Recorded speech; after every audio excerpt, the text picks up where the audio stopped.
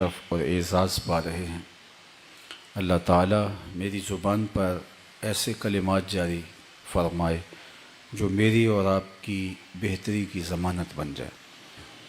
میں کچھ لمبا خطاب آپ سے نہیں کرنے والا، اور نہ ہی کوئی ایسا خطاب کہ جو عمومی طور پہ ہمارے خطبہ کرتے ہیں۔ اللہ نے ان کو بڑی طاقت اور توانائی گفتگو کی اور بات کرنے کا سلیقہ دیا ہوتا ہے۔ میں سادہ لہجے میں کچھ باتیں صرف آپ کے گوش گزار کرنی ہے، اور میرا خیال ہے کہ اگر آپ کی توجہ میری جانب بھرپور رہی تو ضرور اس کی برکتیں اور اس کا نور آپ کے لیے اور میرے لیے نافع ہوگا۔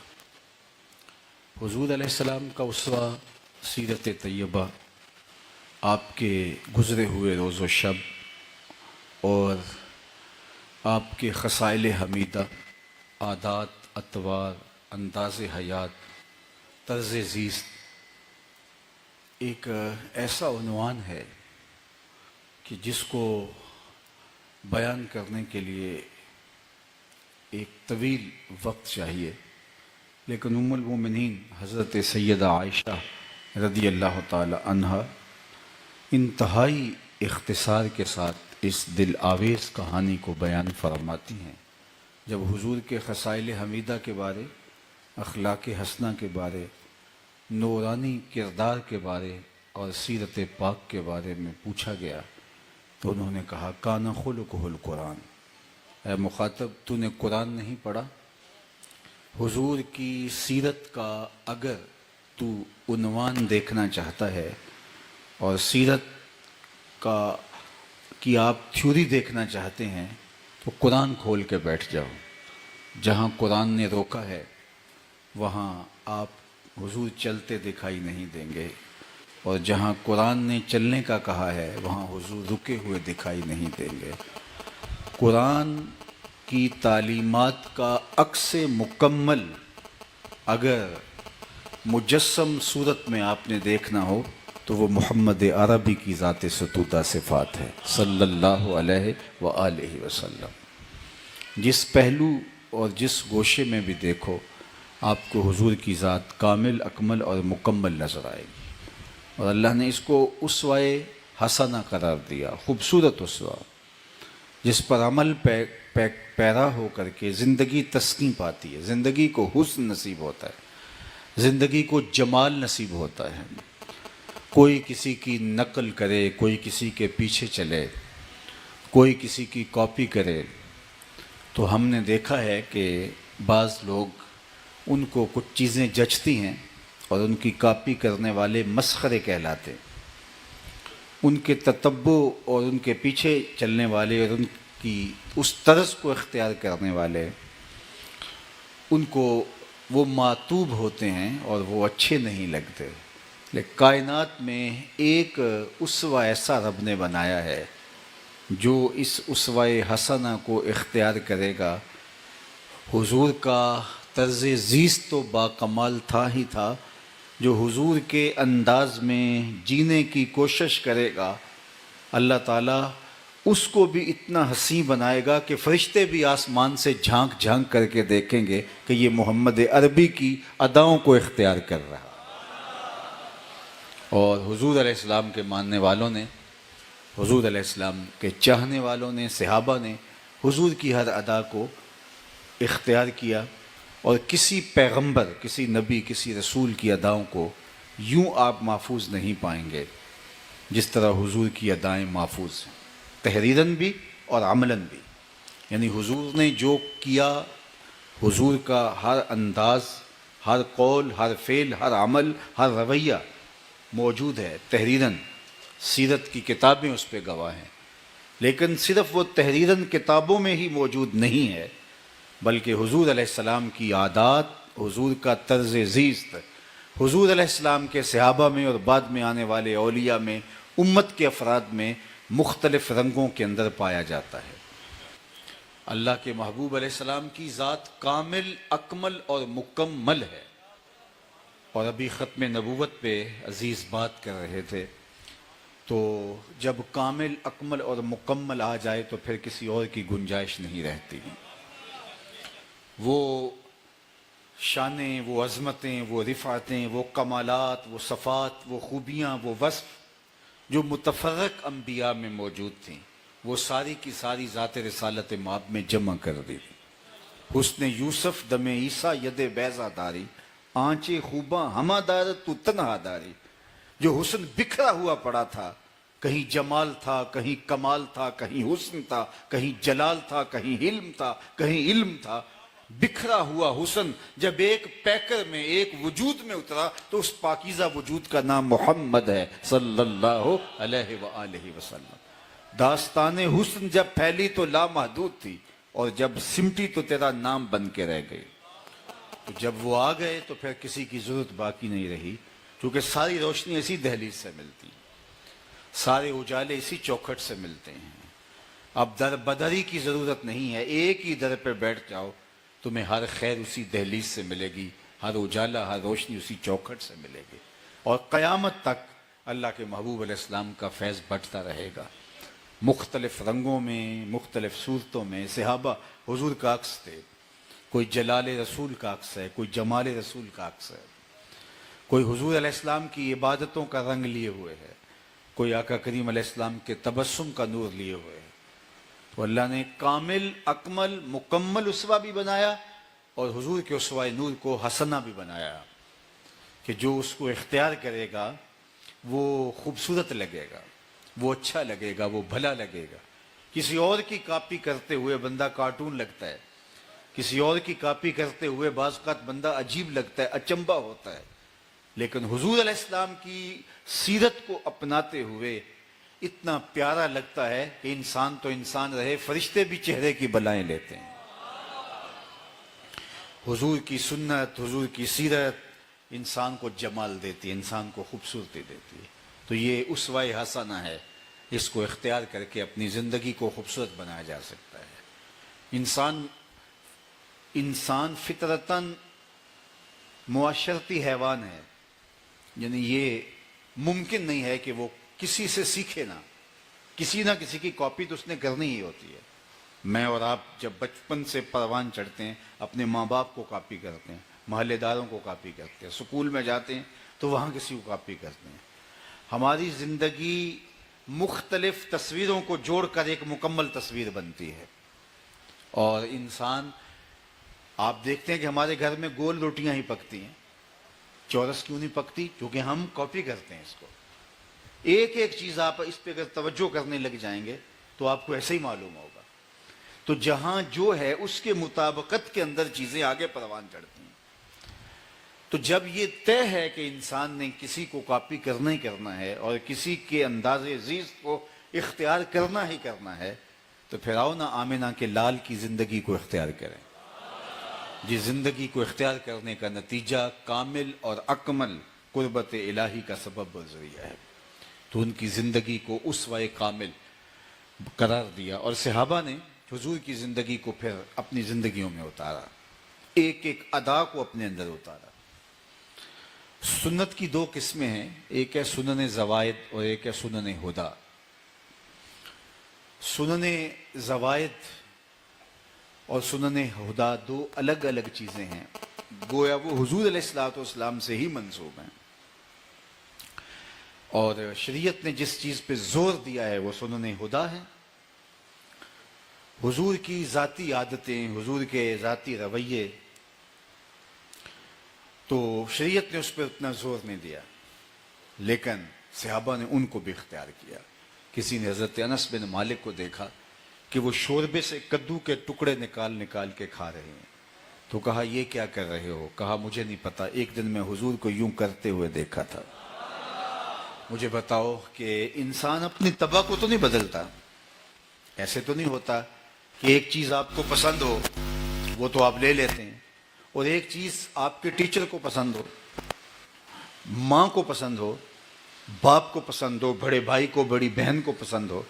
گھر کے اندر بعض اوقات مسئلہ نہیں ہوتا ماں کو کھانا پکاتے ہوئے کہ یہ چیز باقی سب کھا لیتے ہیں، میرا یہ بچہ نہیں کھاتا. تو پیار ہونے کے باوجود، گھر کی یکجہتی کے باوجود ماں باپ کو فالو کرنے کے باوجود جو تباہیں ہوتی ہیں اس میں تتبع نہیں ہو پاتا. ایک چیز ایک پسند کرتا ہے، گھر کا دوسرا فرد اس کو پسند نہیں کرتا. وضاقتہ میں، لباس میں تو ہم کر لیں گے، لیکن کھائے گا تو انسان وہی جو طبیعت کی موافقت میں ہے. لیکن صحابہ کی زندگیاں دیکھے، انہوں نے اپنی طبع کو بھی حضور کی طبع مبارک کے موافق کر دیا. کہا میں اس لیے کدو کے ٹکڑے نکال نکال کے کھا رہا ہوں کہ میں نے حضور کو یوں کرتے ہوئے دیکھا. اور یہ محبت کا وہ کمال ہے، محبت کی وہ انتہا ہے کہ کائنات کے اندر آپ کو کسی دوسرے کے لیے ایسا نہیں ملے گا.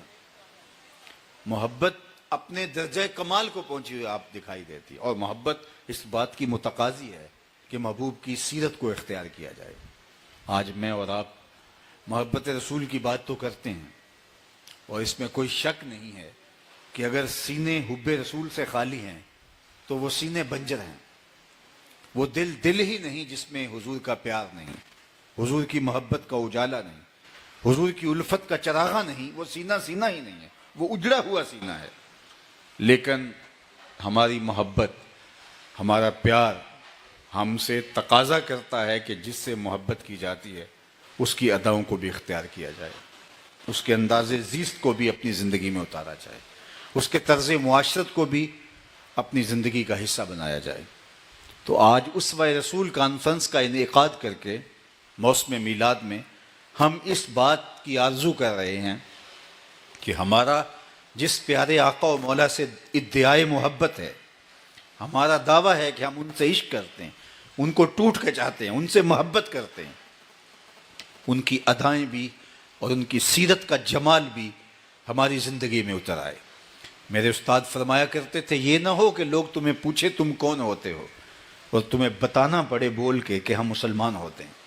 یہ دیکھو مذہب کے خانے میں اسلام لکھا ہوا ہے. کہا صاحب نہ کسی کو پوچھنے کی نوبت آئے، نہ تجھے بتانے کی ضرورت محسوس ہو. تیری وضاقتہ، تیرا طرز زندگی، تیرا انداز معاشرت، تیرا طرز زیست ایسا ہونا چاہیے تو دور سے چلا آ رہا ہو، لوگ کہیں وہ دیکھو حضور کا غلام آ رہا. تمہارا انداز حیات بتائے کہ تم حضور کے نوکر ہو، تمہارا طرز زندگی بتائے کہ تم عاشق رسول ہو. یہاں اگر عاشق رسول کا بیج نہ بھی لگا ہو، تمہارے انداز بتائیں، تمہارا کاروبار حیات بتائے. اگر تم دودھ دہی بھی بیچتے ہو تو ایک بندہ آنکھیں بند کر کے وہاں سے سودا خرید سکے یہ حضور کا عاشق ہے، یہ ملاوٹ نہیں کر سکتا. تمہارے سے کوئی رشتہ داری جوڑنا چاہے تو اس کے لیے صرف اتنا جملہ کا عاشق رسول ہونا بہت بڑا دعویٰ ہے، یہ بھی دلیل مانگتا ہے.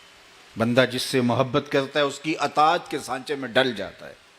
محبوب کا حکم تو حکم ہے، حکم کے لیے تو محب جانے بھی واسطے ہیں، اور وہ تو محبوب خدا ہیں. دنیا کے اوپر کسی سے پیار کا رشتہ قائم ہو جائے تو بندہ اس کی نہیں ٹال سکتا. بندہ کہتا ہے میں نے دعویٰ محبت کیا ہے، کیسے ہو سکتا ہے یہ کچھ کہے تو میں نہ کروں. میں تو تارے توڑ لاؤں گا، دوں گا، میں تو پتھر کھود کر کے نہریں نکال لوں گا، کیونکہ میں دعویٰ محبت رکھتا ہوں. دنیا میں کسی عورت سے محبت کا دعویٰ ہو، کسی فرد سے محبت کا دعویٰ ہو تو وہ دعویٰ انسان جھوٹا نہیں ہونے دیتا. کہ کیسے ہو سکتا ہے کہ میں محبوب کی خواہش کے مطابق عمل پیرا نہ ہو. ہمارا تو دعویٰ عشق اللہ کے رسول سے ہے صلی اللہ علیہ وآلہ وسلم. تو یہ کیسے ہو سکتا ہے وہ کسی چیز کا حکم دے اور ہمارے اوپر بوجھ ہو کہ یہ کہ ہم نہیں کر سکتے. محب تو محبوب کی منشا کو جان لیتا ہے کہ محبوب کی منشا کیا ہے. اللہ کے محبوب علیہ السلام مدینہ المنورہ کی ایک گلی سے گزرے. وہاں ایک ایسا گھر بن رہا تھا جو طرز تعمیر حضور کی پسند نہیں تھی. تو گزرتے گزرتے رکے اور پوچھا یہ گھر کس کا ہے؟ کہا فلاں انصاری صحابی کا. حضور نے کچھ نہیں کہا، گزر گئے. لیکن جو موقع پہ لوگ موجود تھے انہوں نے دیکھا کہ حضور کے چہرے پہ آثار پسندیدگی نہیں ہیں، حضور کو پسند نہیں آیا.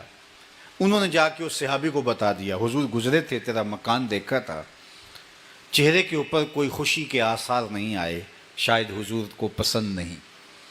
انہوں نے کدال پکڑا اور مکان گرا دیا اور زمین بوس کر دیا. 2-4 دن کے بعد حضور علیہ السلام کا گزر ہوا تو وہاں ملبے کا ڈھیر پڑا ہوا تھا. تو آقا کریم نے فرمایا کہ وہ صحابی اسے بلایا گیا. کہا میں گزرا تھا تیرا مکان دیکھا تھا, آج ملبے کا ڈھیر دیکھ رہا ہوں. کیا ہوا؟ عرض کی حضور میں نے مکان گرا دیا ہے. فرمایا کیوں؟ عرض کی سنا تھا آپ کو پسند نہیں, سنا تھا آپ کو پسند نہیں. میں اور آپ سر سے لے کر پاؤں تک دیکھیں, ہمارا کیا کیا حضور کو پسند نہیں. عقیقے سے لے کر ولیمے تک دیکھیں, ہمارا کیا کیا حضور کو پسند نہیں.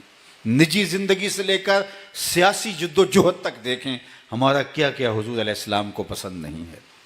گھریلو زندگی سے لے کر کے معاشرتی زندگی تک دیکھیں, ہمارا کیا کیا حضور کو پسند نہیں. محمد دی زیارت محمد دے رنگ وچ, اے ٹھگ بازیاں جانے پیارا محمد. چوں بنا میں مصطفیٰ خانم درود, از خجالت آب می گردد وجود. عشق می گوید کہ محکوم غیر, سینائے تو از بتا مانند دیر. تا نداری از محمد رنگ و بو, بر زبان خود میالہ نام ہو. کہا جب تک ان کے سانچے میں, پیار کے سانچے میں ڈھل نہیں جاتا, اپنے منہ سے ان کا نام میلا نہ کرنا. اگر یاری لائی ہے تو اس کی لاج بھی نبھانی پڑے گی. صرف زبان سے دعوی محبت یہ تو کوئی بھی کر سکتا ہے. اللہ اکبر. دعوی محبت کی آزمائشیں رکھی گئی ہے. ایک صوفی بزرگ سے کسی نے کہا کہ محبت پر اتنی آزمائشیں کیوں ہیں؟ کہا اس لیے کہ کوئی کم ظرف دعویٰ نہ کر بیٹھے. محبت میں تو چمڑے بھی اترتے ہیں, محبت میں تو کھال بھی اترتی ہے. زخم پہ زخم کھا کے جی, خون جگر کے گھونٹ پی, آہ نہ کر لبوں کو سی, یہ عشق ہے دل لگی نہیں. یہ دل لگی تھوڑی ہے, یہ تو دعویٰ عشق ہے, تو پھر اس کو نبھانا پڑے گا. نہیں تو سیکھیے بلال حبشی رضی اللہ تعالیٰ عنہ سے. ظالم آقا امیہ مارتا ہے, بخار سے بدن تپ رہا ہے اور وہ کمر پہ کوڑے برسا رہا ہے, اور بلال ہیں کہ احد احد کی صدائیں بلند کر رہے ہیں, محمد محمد کی پکار کر رہے ہیں. اس نے جب ظلم اور جبر کا بازار یوں گرم کیا تھا, اور بلال آگے سے مسکراتے چلے جا رہے ہیں. کسی نے گزرتے ہوئے روک کے کہا بلال عجیب ماجرا ہے, تمہارا آقا تمہیں مار رہا ہے, اور مارنے کے بعد جو رد عمل ہے وہ چیخ و پکار کی شکل میں ہم نے دیکھا, تم آگے سے مسکرا رہے ہو. تو بلال حبشی نے کہا کہ تم بازار جاتے ہو کوئی مٹی کا برتن خریدنے کے لیے, تو اس کو بھی ٹھونک بجا کے دیکھتے ہو کہیں کچا تو نہیں ہے, اس کی آواز تو ٹھیک ہے. کہا تم مٹی کا پیالہ بھی خریدنے جاؤ تو اس کو بھی ٹھونک بجا کے دیکھتے ہو, میرا مالک بلال کو خرید رہا ہے, دیکھ رہا ہے بلال کہیں کچا تو نہیں.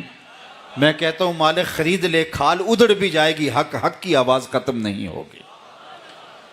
اور پھر بلال گوہر بن کے نکھرتا ہے اذیتوں سے, تکلیفوں سے. آج کہتے ہیں لوگ آج کل دین پہ چلنا بڑا مشکل ہے. یہ کون کہتا ہے؟ جو مسجد میں آتا ہے تو موسم کے مطابق ٹھنڈا اور گرم پانی دستیاب ہوتا ہے. جو مسجد میں آتا ہے تو مخملی قالین بچھے ہوئے ہیں, اور موسم کے مطابق گرم ہیٹر سلگ رہے ہیں یا پھر اے سی لگے ہوئے ہیں, اور وہاں گھر سے چل کے مسجد میں آ کے سجدہ ریزی, اس کے لیے یہ بھی مشکل ہے. کہتا ہے آج کل دین پہ چلنا بڑا مشکل ہے.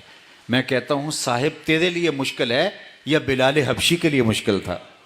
تیرے لیے دین پہ چلنا مشکل ہے یا تپتی ہوئی ریت کے اوپر سجدہ کرنے والے عمار ابن یاسر کے لیے مشکل تھا؟ تیرے لیے مشکل ہے یا برستی تلواروں اور تیروں کے اندر کربلا کے ریگزار میں سجدہ کرنے والے حسین کے لیے مشکل تھا؟ جن کے لیے مشکل تھا انہوں نے تو کہا نہیں کہ مشکل. اور ہم فیشن کے طور پہ کہتے ہیں آج کل دین پہ چلنا بڑا مشکل ہے. کیا مشکل ہے؟ میں اگر سر پہ امامہ باندھا ہے, اگر میں نے چہرے پہ داڑھی رکھ لی ہے, اگر میں سفید لباس کا التزام کرتا ہوں, اگر میں حضور کے نام کا وظیفہ پڑھتا ہوں, تو میں کہوں میں مشکل ہوں؟ میرے آگے تو پھول رکھے ہوئے ہیں, میری راہوں میں تو پلکیں بچھی ہوئی ہیں, آپ کی آنکھوں کی پتلیوں پر میرا تو پیار لکھا ہوا ہے, تو میں کیسے کہوں کہ جی آج کل بڑا اوکھا ہے؟ کیا مشکل ہے؟ اوکھا نہیں ہے, نفس اوکھا کر دے تو اوکھا ہے, ورنہ حضور کا نام لے تو آپ عزتیں پاتے ہیں. اللہ اکبر. ہم کہاں عزت کے قابل تھے, مگر بستی کے لوگ نعت کے صدقے ہماری آبرو کرتے رہے.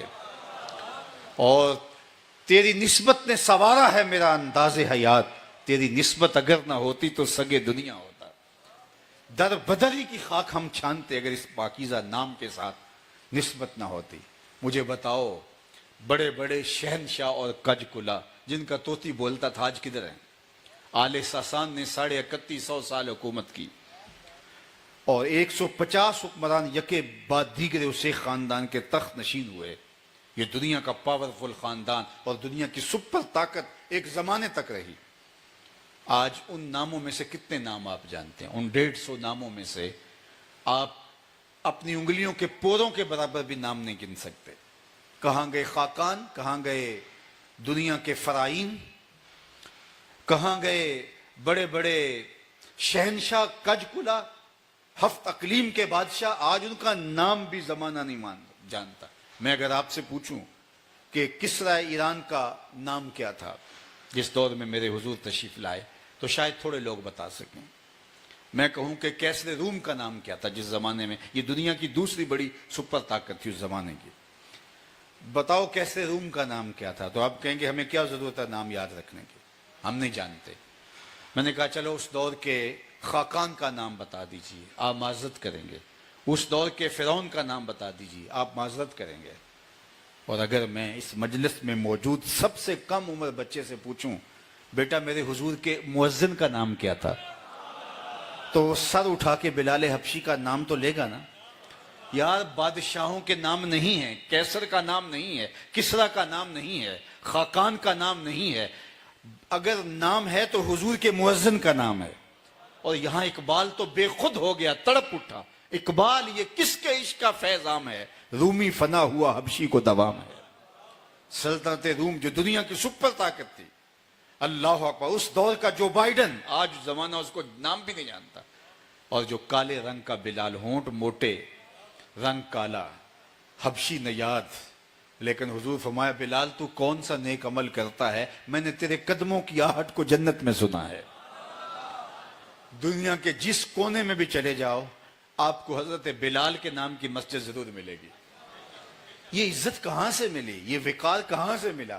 بلکہ حضرت عمر بولے، آپ ارض تہامہ سے گزر رہے تھے، گزرتے گزرتے رکے اور آنکھوں میں آنسو آ گئے اور پھر رو پڑے. کسی نے کہا عمر 23 لاکھ مربع میل کے قریب حکومت، شرق سے غرب تک تمہاری سلطنت کا ناقوس بج رہا ہے اور تم بچوں کی طرح بلک بلک کے رو رہے ہو، کیا ہوا؟ حضرت عمر فرمانے لگے یہی وہ جگہ تھی ارض تہامہ، اور میرے باپ خطاب نے مجھے کہا تھا ان 5 اونٹوں کو قطار میں کھڑا کرو. میں ایک کو سیدھا کرتا تھا، دوسرا ٹیڑھا ہو جاتا تھا. میں پہلے اونٹ کو سیدھا کرتا، 5واں ٹیڑھا ہو جاتا. میں بھاگ دوڑ کے ان کو سیدھا کرتا، درمیان والا ٹیڑھا ہو جاتا. تو میرے باپ نے مجھے سخت سرزنش کی، کہا ایک عرب کے بیٹے ہو کہ تم سے 5 اونٹ لائن میں کھڑے نہیں ہوتے؟ کہا عمر پہ ایک زمانہ تھا کہ 5 اونٹ لائن میں کھڑے نہیں ہوتے تھے، اور آج شرق سے غرب تک، شمال سے جنوب تک 22-23 لاکھ مربع میل کی حکمرانی ہے. سارے انسان بھی قطار میں کھڑے ہیں، یہ محمد عربی کے جوڑوں کا صدقہ نہیں ہے. تو میں تو 5 اونٹ قطار میں کھڑا نہیں کر سکتا تھا. اللہ اکبر. مجھے بتاؤ کہ میں اگر حضور کے دین کا خادم نہ ہوتا، میں اپنی بات کر رہا ہوں، تو اتنے لوگ آپ میرا منہ دیکھنے آتے، مجھے سننے آتے؟ اس گرمی کے اندر آپ جو ہے وہ اپنے آسودہ گھر چھوڑ کے یہاں موجود ہوتے؟ آپ کے چہروں کے اوپر جو پیار کا ایک رنگ ہے کیا موجود ہوتا؟ تو میں کس طرح کہوں کہ حضور کے ساتھ جڑنے سے عزت نہیں ملتی؟ مجھے تو ساری عزت نام محمد سے ملی ہے صلی اللہ علیہ وآلہ وسلم. ان سے وابستگی، ان سے دل بستگی، ان سے تعلق خاطر ہمیں اٹھان دیتا ہے، ہمیں عزت دیتا ہے، ہمیں وقار دیتا ہے. اور یہ تو دنیا کی عزت ہے، یہ تو کچھ نہیں ہے. اصل عزتیں تو ان کے ساتھ جڑنے سے آخرت میں ملیں گے. اللہ اکبر. جو وقار، جو عزتیں، جو پروٹوکول، جو شان و شوکت نصیب ہوگا وہ تو آخرت کا ہے. تو میں اور آپ ان سے جڑیں، ان سے تعلق کو مضبوط کریں، ان کی سیرت کے سانچے میں ڈھل جائیں، ان کے رنگ کے اندر اپنے آپ کو رنگ لیں اور ان کے پیار میں ایسے ڈوب جائیں کہ دور سے پہچانے جائیں کہ حضور کا غلام آ رہا ہے، حضور کا نوکر آ رہا ہے. اپنی طرز زیست کو اور اپنی زندگی کے ایک ایک تیور کو ان کے انداز حیات کی مطابقت کے اندر ڈھال لو. اللہ اکبر. حضور کی سیرت طیبہ اور اسوہ نور کے حوالے سے زیادہ طویل گفتگو اور لمبی تقریر کی بجائے میں صرف حضور کی مبارک سیرت کا ایک نقشہ اور اس کے بنیادی خد و خال جو ام المومنین حضرت سیدہ خدیجۃ الکبریٰ نے بیان کیے ہیں آپ کے سامنے رکھنے کے بعد اجازت چاہ لوں گا. اور وہ یہ کہ جب پہلی وحی کا نزول ہوا تو اللہ کے محبوب علیہ السلام کے سینے پہ قرآن کا نزول، اور یہ قرآن تو وہ ہے اگر پتھروں پہ نازل ہوتا تو وہ بھی ریزہ ریزہ ہو جاتا. یہ تو حضور کا قلب اطہر تھا جو اس کو سہار جاتا ہے. لیکن حضور نے ایک کیفیت محسوس کی اور فرمایا، خدیجہ مجھے سردی کا احساس ہے اور مجھے چادر اڑا دو. تو ام المومنین نے حضور کو تسلی دیتے ہوئے کہا، کلا واللہ اللہ اکبر لا یخزیک اللہ ابدا، آپ کا رب آپ کو کبھی بھی بے آبرو نہیں ہونے دے گا. آپ کی عزت میں کوئی فرق نہیں آئے گا، آپ کی حفاظت ہوگی. اللہ کیوں؟ اب ذرا دیکھو حضور کی سیرت کے خد و خال. انک لتصل الرحم، آپ صلہ رحمی کرتے، رشتہ داروں کے ساتھ سلوک اچھا کرتے ہیں. لوگوں کے رویے کتنے بھی تلخ کیوں نہ ہوں، تمہارا رشتہ داروں کے ساتھ سلوک اچھا کرنا چاہے. میں اس بات کو مانتا ہوں. آج کے دور میں، آج کی تاریخ میں رشتہ دار جس طرح پیستے ہیں اور جس طرح رویہ اختیار کرتے ہیں وہ ناقابل برداشت ہو جاتا ہے، اور ان رویوں سے حساس آدمی ٹوٹ کے رہ جاتا ہے. لیکن اس کے باوجود بھی اگر وہ برائی سے باز نہیں آتا تم نیکی سے باز نہ ہو. تو فرمایا انک لتصل الرحم، حضور آپ صلہ رحمی کرتے ہیں. میرے اور آپ کے معاملات تو ان معاملات کے مقابلے میں کچھ بھی نہیں ہیں. حضور کے رشتہ داروں نے جو آپ کے ساتھ سلوک کیا تھا، اوجریاں ڈالی تھی حضور کے اوپر. آج تک میرے اور آپ کے اوپر کسی نے اوجری تو نہیں ڈالی، لیکن حضور علیہ السلام سجدے میں ہیں اور یہ آ کے اوجری ڈال دیتے ہیں. اللہ کے محبوب علیہ السلام نے جن راہوں سے گزر کے جانا ہوتا ہے ان راہوں کے اندر ام جمیل کانٹے بچھا دیتی ہے، ابو لہب گڑے کھدوا دیتا ہے، اپنا کوڑا جمع کر کے حضور کے گھر کے سامنے پھینک جاتے ہیں. یہ رویے تھے اور دردناک اور تلخ رویے تھے. لیکن اللہ کے محبوب علیہ السلام جب فاتح بن کے مکہ المکرمہ میں آئے اور 10,000 کا لشکر حضور کے ہمراہ تھا اور یہ تھر تھر کانپ رہے تھے، نہ جانے آج کیا ہمارے ساتھ سلوک ہو. تو آقا کریم علیہ السلام نے سب کو بلایا اور فرمایا، بتاؤ میں تمہارے ساتھ کیا سلوک کروں. تو انہوں نے کیا کہا؟ انہوں نے کہا کہ آپ کریم باپ کے کریم بیٹے ہیں اور ہم آپ سے خیر کی توقع رکھتے ہیں.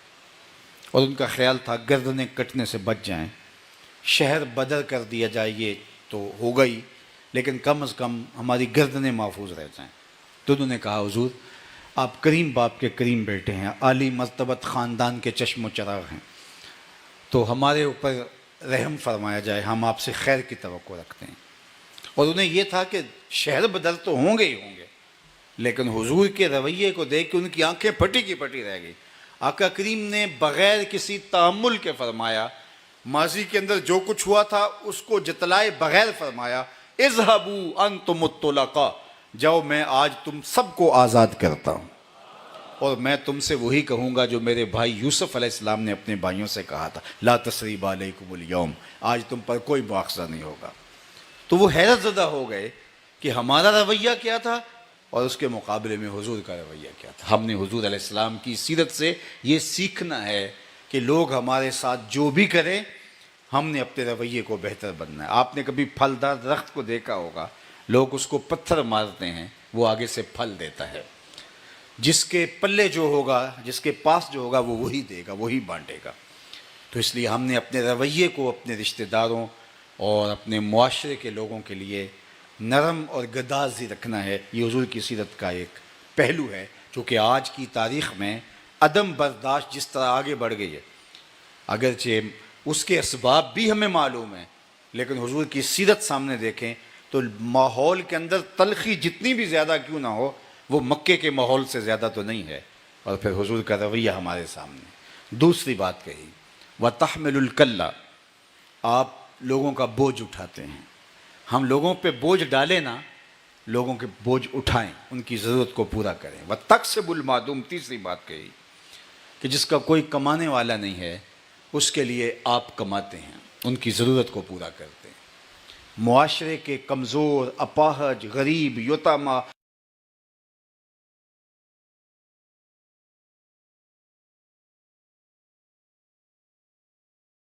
کی خوبصورت بانٹنے کے لیے آئے ہوئے اور ان لوگوں کی ضرورت کو اللہ کے محبوب علیہ السلام نے پورا کیا. آج میں اور آپ حضور سے محبت رکھتے ہیں، خود کی تکمیل کریں. یہ حضور علیہ السلام اس پاکیزہ صالح اور فلاحی معاشرت کی بنیاد رکھی ہے جس سے انسان ایک پرسکون زندگی کا راستہ نکالتا ہے. چوتھی چیز وتصدق الحدیث، اس پر میں 2 منٹ آپ کے لوں گا. فرمایا آپ ہمیشہ سچ بولتے ہیں. بیوی کہہ رہی اپنے شوہر سے، حضرت خدیجہ الکبریٰ رضی اللہ تعالیٰ عنہ حضور کے وصف کو بیان کرتے ہوئے، وتصدق الحدیث، آپ ہمیشہ سچ بولتے ہیں، آپ کی زندگی میں کبھی جھوٹ نہیں آیا. اور آپ جانتے ہیں ہم اس نبی کے ماننے والے ہیں جن کو اپنے تو اپنے دشمن بھی صادق امین کہتے تھے، دشمن بھی صادق اور امین کہتے تھے. ہم اس نبی کے ماننے والے ہیں. مجھے بتائیے اگر ہم اس نبی کے عاشق ہیں تو ہماری زبان جھوٹ کی بدکاری کیسے کر سکتی ہے؟ ہم اپنے عشق کا جائزہ لینا ہے. یہ تو ہمارا دعویٰ ہے ہماری زبان سے کہ ہم بہت بڑے عاشق رسول ہیں، ہم محب رسول ہیں، مبارک ہو اگر ہم ہیں. لیکن ہم دیکھیں کہ ہمارے آقا و مولا کا وصف نمایاں کافر بھی صادق اور امین کہہ کے حضور کو پکارتے تھے. ان کی امانتیں حضور کے گھر میں رکھی ہوئی تھی. جب حضور کو شہید کرنے کے لیے وہ جتھے لے کر حضور کے گھر کا گھراؤ کر رہے ہیں، اس وقت بھی ان کی امانتیں حضور کے گھر میں تھی. بلکہ حضور نے حضرت علی المرتضیٰ کو اپنے بستر پہ لٹایا اور کہا کہ صبح اٹھنا، ان کی امانتیں دینا اور تم بھی مدینے چلے آنا. ان کافروں کو پتا تھا جو حالات بھی ہوں ہماری امانتیں ضائع نہیں ہونے والی. اور ادھر حضور نے ثابت کیا تمہارا رویہ کیا ہے، تم میری زندگی کا چراغ بجھانے آئے ہو اور میں محمد تمہاری امانتوں کی حفاظت کے لیے علی کو اپنے بستر پہ لٹا رہا. یہ ہے کردار میرے اور آپ کے آقا و مولا کا. اور ہم تو جس سے قرض لے بیٹھیں تو ہم تو کہتے ہیں کہ وہ فوت ہی ہو جائے، جبکہ ہمارے اوپر واجب ہے اس کا لٹانا شکریہ کے ساتھ. اور جو قرض خواہ ہے اس کو دلیلیں دینی پڑتی ہیں کہ مجھے بڑی ضرورت پڑ گئی ہے، یہ میرا بڑا اہم کام ہے. اس کو ثبوت فراہم کرنے پڑتے ہیں کہ جناب وہ جو آپ نے مجھ سے قرض لیا تھا وہ واپس کر دیں، مہربانی کریں، مجھے ضرورت پڑ گئی ہے. حالانکہ اس کو کیا کہنے کی ضرورت ہے، لیکن ہم ایسے خائن ہو گئے ہیں کہ لوگوں کا مال دبائیں اور اس کے اندر ہم خوشی اور مسرت محسوس کرتے ہیں. آپ دیکھیے یہ کاروبار کس طرح آج جو ہے وہ کوئی کسی کے پیسے مار کے بیٹھا ہے، کوئی کسی کے مار کے بیٹھا ہے، اس کے پیسے پہ کوئی اور مار کے بیٹھا ہے. اوپر سے لے کر نیچے تک یہ خائن معاشرہ کس طرح سکون اور کس طرح طمانینت ہو سکتی ہے. تو ہمارے دعوے زبان سے ہوں گے یا عمل سے بھی ہم اس کی گواہی دیں گے. اور سچ ہمارے دین کا لازمہ ہے. بلکہ آج کی تاریخ میں ہمارے لوگ کہتے ہیں جی اگر جھوٹ نہ بولیں تو سودا ہی نہیں بکتا، سچ بولیں تو سودا ہی نہیں بکتا. تو میں نے کہا جاپان والے کیسے بیچ لیتے ہیں، تمہارا ہی نہیں بکتا. اندر جب کھوٹ پیدا ہو جائے تو پھر نیکی نہ کرنے کے انسان بہانے تراشتا ہے. اللہ نے برکت رکھی ہے سچ کے اندر، اور جھوٹ سراسر فجور کا نام ہے.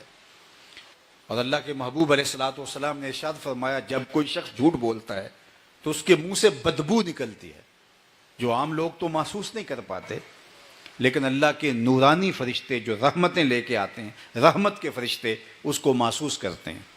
اور جس گھر میں جس جگہ پہ جھوٹ بولا جاتا ہے وہاں سے 1 میل پیچھے ہٹ جاتے ہیں اس بدبو کی وجہ سے، اس تعفن کی وجہ سے وہاں قریب نہیں پھٹک سکتے، 1 میل پیچھے ہٹ جاتے ہیں. پھر وہ دوبارہ جھوٹ بولتا ہے تو 1 میل اور پیچھے. تو اب مجھے بتائیے گھر میں ماں بیٹی سے جھوٹ بول رہی ہے، بیٹی ماں سے بول رہی ہے، بھائی بھائی سے بول رہا ہے، شوہر بیوی سے، بیوی شوہر سے، تو اس گھر سے تو بدبو کے بھوکے پھوٹ رہے ہوں گے. تو فرشتے جو رحمت کے ہیں وہ کتنے دور ہو گئے ہوں گے. اب اس گھر میں برکتیں لے کے کس نے آنا تھا؟ رحمت کے فرشتوں نے. اور رحمت کے فرشتے جھوٹ کی بدبو کی وجہ سے ہم دور کر چکے ہیں. اب گھر میں برکت ختم ہو گئی اور ہم نے سمجھا کسی نے تعویذ ڈال دیے، ہم نے سمجھا کسی نے جادو کر دیا، کسی نے ٹونا کر دیا، کسی نے بندش کر دی. پھر بھاگے عاملوں کے پاس اور بابوں کے پاس. وہ تو ٹھیا لگا کے بیٹھے اسی لیے ہیں کہ کوئی آئے ہمارے پاس. انہوں نے پھر ان کا کاروبار چمک گیا اور ہم قطاروں میں جا کے ان کے سامنے کھڑے ہو گئے اور ان کا جھوٹا کاروبار اور ان کا مکر و فریب جو ہے اس کے لیے ایندھن ہم بنے. ہم نے یہ سوچا ہی نہ ہمارے گھر کی جو بے برکتی ہے اس کا سبب جھوٹ ہے. چونکہ رحمت کے فرشتوں نے ڈاک لے کے آنی تھی نا رحمتوں کی، تو وہ جو ڈاک لے کر آنے والے ہیں ان کو تو ہم نے راستہ ہی نہیں دیا، بدبو کی وجہ سے کئی میل وہ پیچھے کھڑے ہیں۔ تو اگر ہم سچ بولنا شروع کر دیں گے اللہ کی رحمتیں اترنا شروع ہو جائیں گی، اور ہماری زندگی کے اندر سچ ہمارے معاشرے کو خوبصورت بنا دے گا، اور ہم سچے نبی کے ماننے والے ہیں۔ اللہ کے محبوب سے پوچھا گیا مومن بخیل ہو سکتا ہے؟ کہا نہیں، سخی ہوتا ہے، لیکن ہو سکتا ہے کبھی بخل بھی کر جائے، آخر بشری تو ہے۔ پھر پوچھا گیا کہ مومن بزدل ہو سکتا ہے؟ کہا نہیں، مومن بہادر ہوتا ہے، لیکن ہو سکتا ہے کبھی بزدلی بھی کر جائے، آخر بشری تو ہے۔ تیسرا سوال حضور سے کیا گیا مومن جھوٹا ہو سکتا ہے؟ فرمایا جھوٹا نہیں ہو سکتا، یہ طے شدہ بات ہے کہ مومن ہو جھوٹا ہو، یہ نہیں ہو سکتا۔ اور ہم اس کو فن سمجھتے ہیں، ہم تو مذاق مذاق میں بھی جھوٹ بول دیتے ہیں۔ جھوٹ تو ہمارے نزدیک بائیں ہاتھ کا کھیل ہے، جبکہ جھوٹ سے بدبو نکلتی ہے، جھوٹ اللہ کی رحمتوں سے دور کر دیتا ہے، جھوٹے کو کذاب کہا جاتا ہے، اور کاذبین پہ اللہ کی لعنتیں برستی ہیں، اور لعنت اللہ کی رحمتوں سے محرومی کا نام ہے، اور ہمارے نزدیک جھوٹ ایک عام سی بات ہے۔ اللہ کے محبوب علیہ السلام نے فرمایا الا انبئکم باکبر الکبائر، لوگوں میں تمہیں بڑے بڑے گناہوں کے بارے نہ بتاؤں؟ صحابہ نے عرض کی بلا یا رسول اللہ صلی اللہ علیہ وسلم، حضور کیوں نہیں؟ تو آقا کریم نے فرمایا جو کبیرہ گناہوں میں پھر کبیرہ ہیں ان میں سے 3 گناہوں کا ذکر کیا۔ الاشراک باللہ، اللہ کے ساتھ کسی کو شریک ٹھہرانا، یہ سب سے بڑا گناہ ہے۔ پھر فرمایا وعقوق الوالدین، والدین کی نافرمانی کرنا، ان کا دل دکھانا، ان کو تکلیف پہنچانا اور ان کی گستاخی کرنا، والدین کی نافرمانی۔ تیسرا گناہ بیان کرنے سے قبل حضور ایسے ٹیک لگائے بیٹھے تھے، تو ٹیک چھوڑ دی، حضور آگے ہو گئے، وَجَلَسَ وَكَانَ مُتَّكِئًا، حضور ٹیک لگائے بیٹھے تھے۔ تیسرا مسئلہ اتنا اہم ہے کہ حضور نے ٹیک چھوڑ دی اور فرمایا الا وقول الزور، سن لو اور جھوٹ بولنا، الا وقول الزور، سن لو اور جھوٹ بولنا، الا وقول الزور، سن لو اور جھوٹ بولنا۔ صحابہ کہتے ہیں حضور یہ بولے جا رہے تھے، بار بار ارشاد فرمائے جا رہے تھے، اتنی بار حضور نے یہ لفظ کہے، اتنی بار کہے الا وقول الزور، الا وقول الزور، کہ ہم کہہ رہے تھے کہ کاش کہ حضور اب سکوت اختیار فرما لیں، ہمیں بات سمجھ آ گئی ہے، لیکن حضور بار بار فرمائے جا رہے تھے، یہ امت پر شفقت کی وجہ سے، الا وقول الزور، الا وقول الزور، ہاں جھوٹ بولنا، جھوٹ بولنا، جھوٹ بولنا، جھوٹ، یہ فرمائے جا رہے تھے حضور، اور حضور نے ٹیک چھوڑ دی تھی۔ اللہ اکبر۔ اب بتائیے کہ جھوٹ کتنا شرک کا حضور نے بیان فرمایا، حضور نے حقوق الوالدین کی بات کی، اور وہ بھی اکبر الکبائر ہیں، لیکن یہ تیسرا جرم جب بیان کرنے لگے تو حضور نے ٹیک چھوڑ دی، اور اتنی بار کہا، اتنی بار کہا کہ صحابہ کہتے ہیں کہ ہم آرزو کر رہے تھے کاش کہ حضور سکوت اختیار کر لیں، حضور علیہ الصلوۃ والسلام خاموشی اختیار فرمائیں، لیکن حضور بار بار امت کی شفقت میں یہ بار بار جملہ دہرائے جا رہے تھے۔ اب مجھے بتائیے اس قدر نفرت دلائی گئی ہے جھوٹ سے، اس قدر برا بتایا گیا جھوٹ کو، کاذب اور کذاب کسی کام کا شخص نہیں ہوتا، اور ہم اس کو فن سمجھ بیٹھے، اس سے بڑا احمق کوئی نہیں ہوگا۔ اور طرفہ تماشا یہ کہ یہ سارے ارتکابات کے بعد ہم یہ سمجھیں کہ ہمارے جیسا زمانے میں عاشق رسول ہی کوئی نہیں، ہمارے جیسا کوئی سچا مسلمان ہی کوئی نہیں، ہمارے جیسا کوئی صالح اور پاکیزہ اور متقی ہی نہیں ہے، جنت کے ٹھیکیدار ہم بن کے بیٹھ جائیں، جبکہ اسلام کی بنیادی تعلیمات سے بھی ہم انحراف کرنے لگ جاتے ہیں۔ تو مجھے اور آپ کو اپنی زندگی کو دیکھنا پڑے گا، اپنا جائزہ لینا پڑے گا، اپنے شب و روز کا مشاہدہ کرنا پڑے گا۔ تو فرمایا وَتَصْدُقُ الْحَدِيث، آپ ہمیشہ سچ بولتے ہیں، آپ کا رب آپ کے معاملے کے اندر جو ہے وہ بہت کرم نوازی فرمانے والا ہے۔ اور پھر چوتھی بات فرمائی وَتَقْرِ الضَّيْفَ، آپ اونچے درجے کے مہمان نواز ہیں۔ یہ ام المومنین سیدہ خدیجۃ الکبریٰ حضور کے وصف بیان کر رہی ہیں۔ مہمان جب آتا ہے اپنی قسمت کا کھانا آپ کے دسترخوان پہ کھاتا ہے اور برکت چھوڑ کے جاتا ہے۔ اور حضرت شیخ عبد القادر الجیلانی علیہ رحمہ و رضوان فرماتے ہیں آدھا فقر بھوکوں کو کھانا کھلانا اور ننگوں کو لباس پہنانا ہے، باقی چلے کشیاں، عبادتیں، ریاضتیں، باقی جتنے بھی امور ہیں وہ آدھا فقر ہے، اور آدھا فقر بھوکوں کو کھانا کھلانا اور ننگوں کو لباس پہنانا ہے۔ بلے شاہ نے بھی تو کہا تھا اٹ کھڑک کے دکڑ وجے تتا ہووے چولہا آن فقیر کھاکھا جامن راضی ہووے بلا.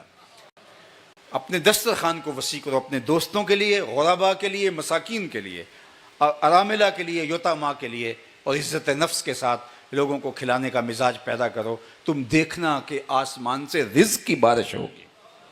جب تم کھلانا شروع کر دو گے تو وہ تم خود تھوڑا کھلا رہے ہو، ان کی قسمت کا وہ تمہارے دستر پہ کھانے آ رہے ہیں، تو وہ ساتھ جو برکتیں لے کے آئیں گی اس سے تمہارا کام بنتا چلا جائے گا. اور آخری بات جو انہوں نے کہی وہ یہ تھی کہ وَتُعِينُ عَلَى نَوَائِبِ الْحَقِّ، راہ حق کے اندر جو لوگ مشکل میں پھنس جاتے ہیں، ہم آپ کا وصف نمایاں یہ دیکھتے ہیں کہ آپ ان کی مدد کے لیے کھڑے نظر آتے ہیں، ان کے کام آتے ہیں، ان کی ضرورت میں ان کے ساتھ آپ کھڑے پائے جاتے ہیں اور ان کی اعانت کرتے ہیں بغیر کسی لومۃ اللائم کے. یہ ہے میرے اور آپ کے آقا و مولا کی سیرت کا وہ اجمالی خاکہ، حضور کے اسوہ کے وہ نمایاں خد و خال جو ام المومنین حضرت خدیجۃ الکبریٰ رضی اللہ تعالی عنہا نے بیان کیے ہیں. صحیح بخاری میں اور باقی کتب حدیث میں یہ روایت جو میں نے آپ کے سامنے رکھی. اب میں اور آپ اگر تو ہمارا مقصد جلسے سے سمعی تلذذ حاصل کرنا ہے کہ کانوں کی لذت مل جائے، تو پھر تو ایک خوبصورت آواز اور بہترین گلے کا حامل خطیب مست کر دے اور آپ جھومتے رہیں. اور اگر آپ کا مقصد اور مدعا اس سے اپنی کوتاہیوں سے آگاہ ہونا اور یہ عزم کر کے جانا کہ ہم ہاں یہ واقعی طے شدہ ہے اور ہم اس غلطی پر ہے اور ہم نے اپنے آپ کو درست کرنا ہے، تو پھر میرے سے بھی کم درجے کا کوئی طالب علم کوئی خیر کی بات کرے تو میرا خیال ہے کہ اس سے اس کے عمل کو اور اس کے قول کو اور اس کی بتائی ہوئی بات کو خضر راہ بنانا چاہیے تاکہ زندگی کو تبدیل کیا جا سکے. میں آپ سے یہ کہنا چاہوں گا کہ یہ جلال پور جٹاں کوئی بہت بڑا شہر نہیں ہے، ایک قصبہ ہے، اور آپ جو لوگ موجود ہیں یہ اس شہر کا ایک چھوٹا سا حصہ ہے. یعنی 1 لاکھ کی یا 2 لاکھ کی آبادی ہوگی اس شہر کی، اور یہ 4 یا 5 ہزار لوگ ہوں گے یا اس سے کم یا زیادہ. تو 2 لاکھ میں سے 4 سے 5 ہزار لوگ، یہ 2% بھی نہیں بنتے پورے شہر کا، شاید 1% بھی نہ بنے. لیکن جتنے لوگ اس وقت مجھے دکھائی دے رہے ہیں، باہر بھی ہوں گے لیکن جتنے صرف مجھے دکھائی دے رہے ہیں، اتنے لوگ یہاں سے اس ارادے کے ساتھ اٹھ کے جائیں اور وہ ارادہ عزم مصمم والا ہو، پختہ ہو، آج کے بعد جھوٹ نہیں بولیں گے. اور اگر صرف اتنے لوگ آرزو ہے سارا شہر ہی، لیکن میں کہتا ہوں چونکہ بالمشافہ یہ ساری گفتگو آپ سن رہے ہیں اور میں سن رہا ہوں، تو اگر صرف ہم اتنے لوگ یہ ارادہ کر لیں کہ آج کے بعد ہماری زبان پہ جھوٹ نہیں آ سکتا، کل سے ہی دیکھ لینا آپ کا شہر بدلا بدلا دکھائی دے گا. لیکن اگر ہم نے صرف سنا ہے اور سن کے ہواؤں میں اڑ جائے گا، صبح ہمارا بالکل وہی عمل ہوگا جو گزرے ہوئے کل کے مطابق تھا، تو پھر یہ میرا زور سے بولنا یا آہستہ بولنا یا درد مندی سے بولنا جو ہے وہ کوئی فائدہ نہیں دیتا. لیکن بہرحال کسی ایک کی زندگی بھی بدل جائے. میری آرزو یہ ہے کہ چونکہ ہم اسوہ رسول کے نام پہ جمع ہوئے ہیں صلی اللہ علیہ وآلہ وسلم، اور یہ نمایاں 6 پہلو ہیں، سب سے پہلے ہم اپنی زندگی کے اندر یہ پیدا کرنے کی کوشش کریں.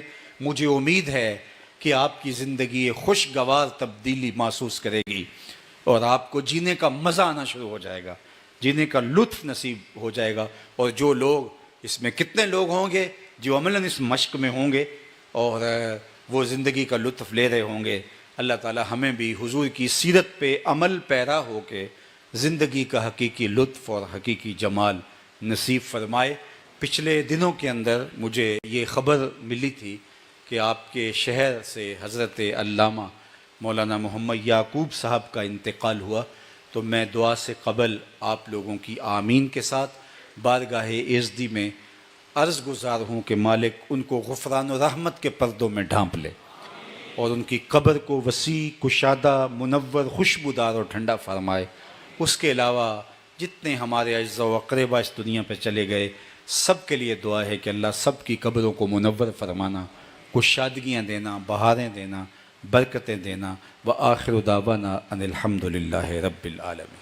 اللہم صلی علی سیدنا و مولانا محمد معدن الجود والکرم وآلہ وصحبہ وبارک وسلم. اللہ اٹھے ہوئے ہاتھ کبھی خالی نہ موڑنا، پھیلی ہوئی جھولیاں رحمتوں سے بھر دینا، بخت کی بہاریں نصیب فرمانا، مقدر کی خزائیں رخصت کر دینا، جئیں تو تیرے لیے مریں تو تیرے دین کے لیے، زندگی کی آخری ہچکی تک تیرے رسول کے وفادار ہیں، ہر علت سے ہر قلت سے ہر ذلت سے رہائی عطا کر دے، اپنے پاک نبی کے در کی گدائی عطا کر دے، نفس و شیطان کے مکر و فریب سے، دجل و تلبیسات سے ہماری حفاظت فرمانا۔ اللہ جتنے لوگ بیٹھے ہیں